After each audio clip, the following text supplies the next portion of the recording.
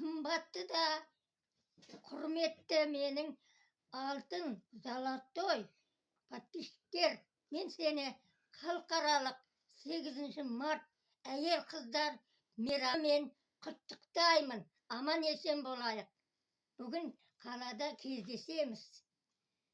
Қыздар, Ассалаумағалейкум, құрметті подписчиктерім, құрметті аудиториям. Бүгінгі ораза айының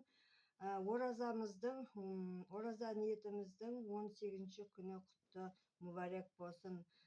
Алла дарғайында ниетіміз қабыл болсын.